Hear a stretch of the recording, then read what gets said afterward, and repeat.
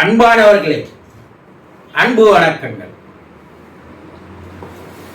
நீங்கள் பிரபஞ்சத்தோடு தொடர்பு கொண்டால் உங்களுடைய வாழ்க்கையே மாறிவிடும். பிரபஞ்சத்தோடு எப்படி தொடர்பு கொள்வது? பிரபஞ்சம்னா என்ன?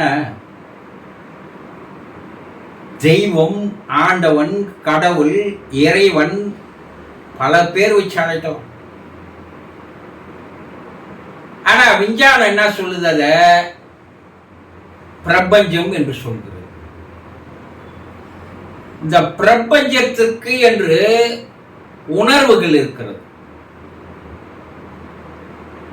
மனிதனுக்கு உணர்வுகள் இருக்கிறது.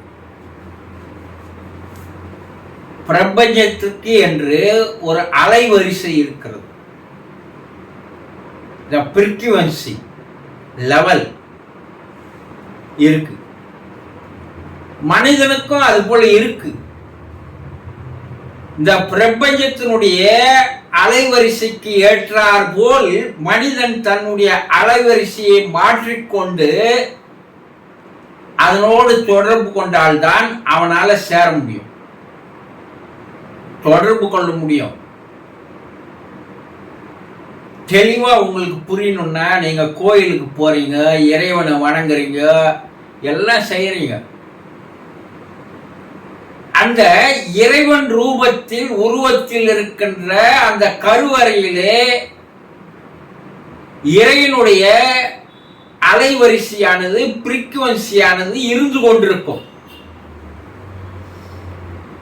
எல்லாம் சொல்றீங்கல்ல, இறைவன் இல்லாத இடமே இல்லப்பா.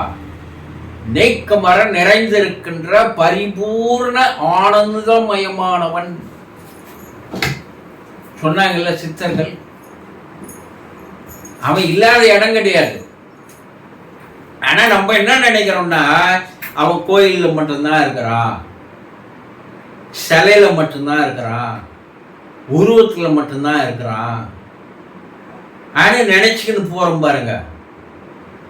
அது தவறு இல்லை, அது ஆரம்பம். ஆனா நீ கோயில்ல இருக்கிற அந்த இறைவனுடைய ஆற்றல் அலைவரிசைக்கு ஏற்றார் போல் உன்னுடைய மனசை வச்சுன்னு போறியா? அங்கதான் சந்தேகமே. நீ கோயில்ல இருக்கிற அலைவரிசையோடவே உன் மன அளவு அலைவரிசையானதுன்னா ஆவறது இல்லை, ஒன்று சேருவதில்லை. நீ ஒரு தனியே ஒரு மன அலைவரிசையை உருவாக்கி கொள்கிறாய்.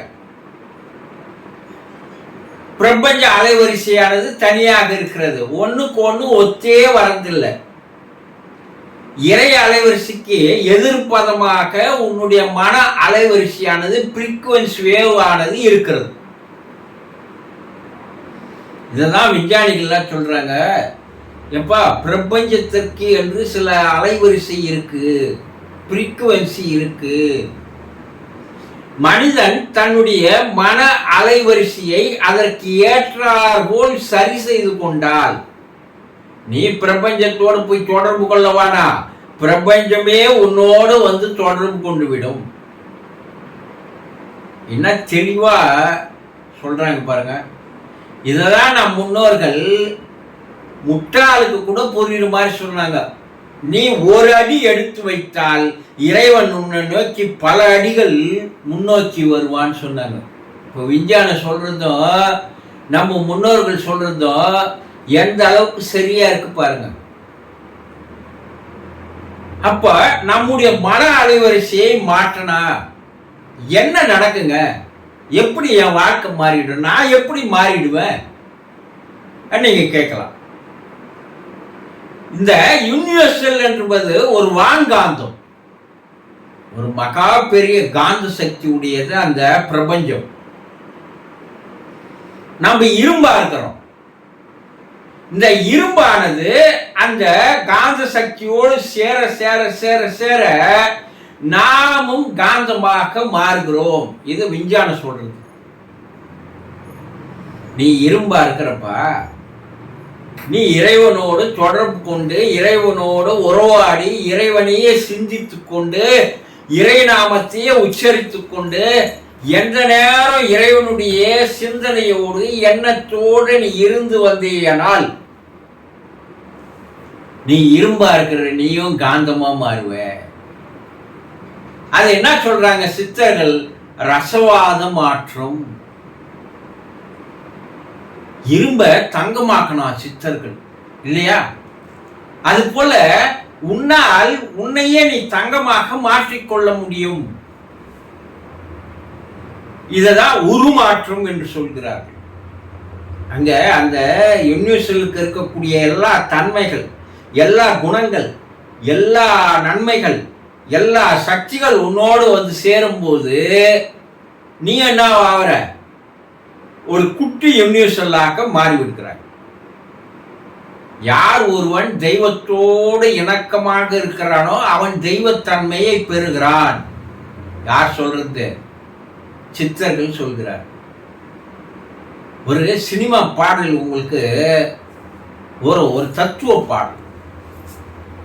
இந்த தத்துவ பாடல்னா சொல்லும், அகரம் இப்போ சிகரம் ஆச்சு, தகரம் இப்போ தங்கமாச்சு, காட்டு மூங்கில் பாட்டு பாடும் புல்லாங்குழலாச்சு. இதுல ஒரு பெரிய யோக ரகசியங்கள் இருக்குங்க. உங்களுக்கு புரியணுன்றதுனால்தான் சித்தர்கள் இதெல்லாம் தெரியப்படுத்தினான். எப்ப தகரமா இருக்கிற நீ தங்கமா மாற முடியும் அப்படின்னு சொல்றான். எப்படி மாற முடியும்? அந்த யூனிவர்சலோடு தொடர்பு கொள்வதற்கு நீ தயாராகி விட்டால், அந்த இறைவனோடு நீ தொடர்பு கொள்வதற்கு இணக்கமாக நீ மாறிட்டா நீ என்ன ஆகுற? ஒரு காந்தமாக்க மாறுற. ஒரு உருமாற்றம் உனக்குள்ள நடக்குது, ஒரு ரசவாத மாற்றம் உனக்குள்ள நடக்குது. நீ எண்ணங்களிலும் சிந்தனைகளிலும் செயல்களிலும் வார்த்தையிலும் பழக்க வழக்கங்களிலும் குணங்களிலும் நீ ஒட்டுமொத்தமாக மாறுகிறாய். நீயே மாறிடுற. அப்போ வாக்கியம் மாறிவிடுகிறது. அந்த யூனிவர்சல் யாருக்கும் பாகுபாடு பார்ப்பதில்லை. அது எல்லாருக்கும் சக்தியை வழங்கி கொண்டே இருக்கிறான். இறைவன் எல்லாருக்குமே கருணை காட்டுறான். கருணை காட்டாதவனே கிடையாது. ஆனா அந்த இறைத்தன்மையை உயிரினங்களானது முழுமையாக பயன்படுத்திக் கொள்கிறது. எல்லா உயிரினம் பயன்படுத்திக்குது, மனிதனை தவிர. அறிவுல உயர்ந்தவன் நான் சொல்றான் பாரு, அவன் தான் அதை பயன்படுத்துறதே இல்லை. ஒரு எறும்பு இருக்கு இல்லைங்களா, 100 நாள் பட்டினியாக வாழும். அது எப்படிங்க? இறை சக்தி அதற்கு உணவாக தருகிறது. மண்புழு இருக்கு பாருங்க, காற்றே இல்லாமல் பல நாட்கள் வாழும். சுவாசிக்கே காற்று தானேங்க வேணும், நீ சொல்லலாம். ஆனா இறைவன் கிட்ட இருந்து வரக்கூடிய அந்த சக்தியை அது உணவாக எடுத்துக்கொண்டு வாழ்கிறது. கரப்பாம்பூச்சிக்கு இது பாருங்க, அதுக்கு அழிவே இல்லை என்று சொல்கிறார்கள். ஆனா உயிர் வாழுது. அது பல மாதங்கள் உணவில்லாதையே வாழும். காற்று இல்லாத இடத்துலயும் அது இருக்கும். அதே போல சாதக பறவைன்னு ஒண்ணு இருக்கும் உங்களுக்கு. அது நிலாவினுடைய வெளிச்சத்தை மட்டுமே அதை உணவாக எடுத்துக்கொண்டு வாழ்கிறது என்று சொல்கிறார். அது விஞ்ஞானம் நிரூபிக்குது. ஆமா, உண்மை. அது எப்படிங்க நிலாவினுடைய வெளிச்சம்? அந்த நிலாவின் வெளிச்சத்தில் காந்த சக்தியானது அதிகமாக இருக்கிறது. அதனால்தான் பௌர்ணமிக்கு கிரிவலம் ஓடுறான்னா எது காரணம்? அன்னைக்கு நிலாவில இருந்து அமுத மழையே பொழிகிறது. நெருப்புல போட்டீங்கன்னா கூட பீனிக்ஸ் பறவையானது மறுபடியும் உயிர் பிழைத்து எழுந்துவிடும் என்று சொல்கிறார். நெருப்பிய உணவாக எடுக்குது. நெருப்பினுடைய அனலை அது உணவாக எடுத்து மறுபடியும் உயிர் பிழைச்சு வருதுன்றான். இதுல எல்லாம் என்ன தெரியுது உங்களுக்கு? அந்த பிரபஞ்சத்திலிருந்து வருகின்ற அந்த உணர்வு சக்தியானது ஜீவராசிகள் எல்லாம் தனக்குள் வாங்கி கொண்டு அவை நன்றாக வாழ்கிறது, மனிதனை தவிர.